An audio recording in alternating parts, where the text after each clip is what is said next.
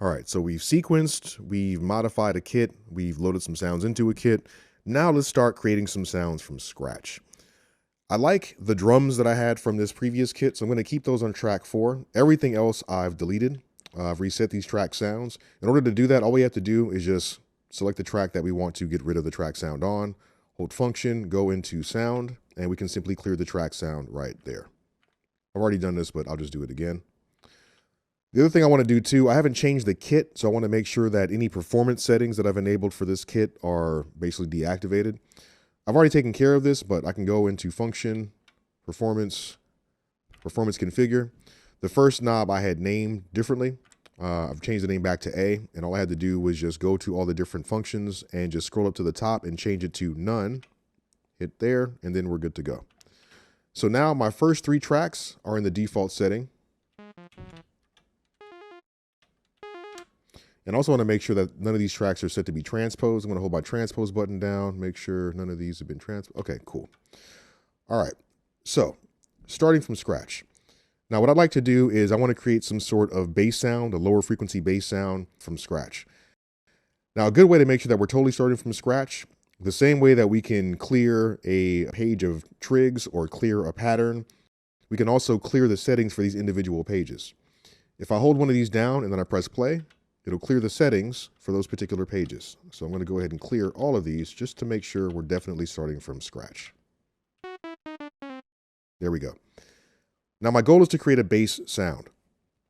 Analog 4 is a subtractive synth, meaning that we start with the sound being generated by our oscillators and then it's fed through our filters, and the filters can be used to remove or accentuate certain frequencies that are being generated.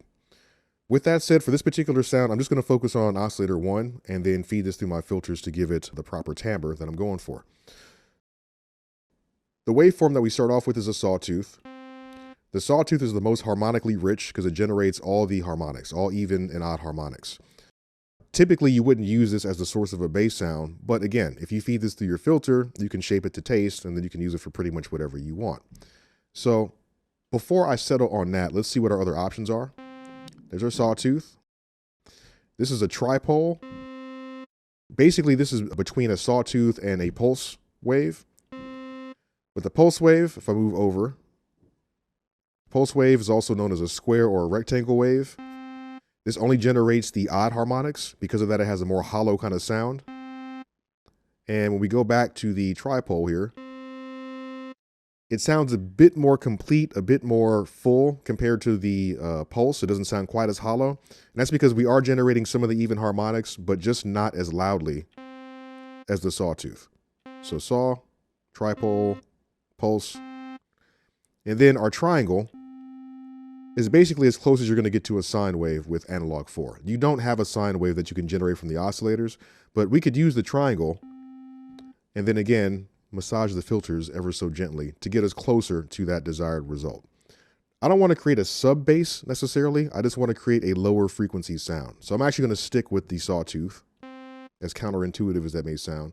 And I'm going to also enact the sub oscillator by enabling the sub oscillator. Right now we're generating a square wave that's an octave below the note that we're playing. So we can use this to make our sound a bit more thick. Now what's nice about this, we can generate a square wave 1 octave below, 2 octaves below, or a fifth below. This can be really useful when we want to generate chords without actually using multiple notes. We'll get to that a little bit later.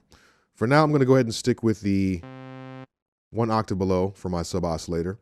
Next to that, we have the pulse width. Depending on the waveform that you're using, the pulse width will give you a slightly different sort of sound, but essentially we're changing the width between the peaks and the troughs of the waveform.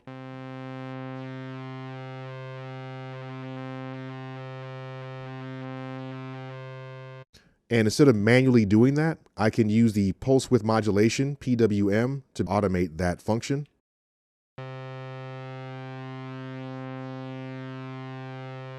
So there's the pulse width depth. And if I increase the speed,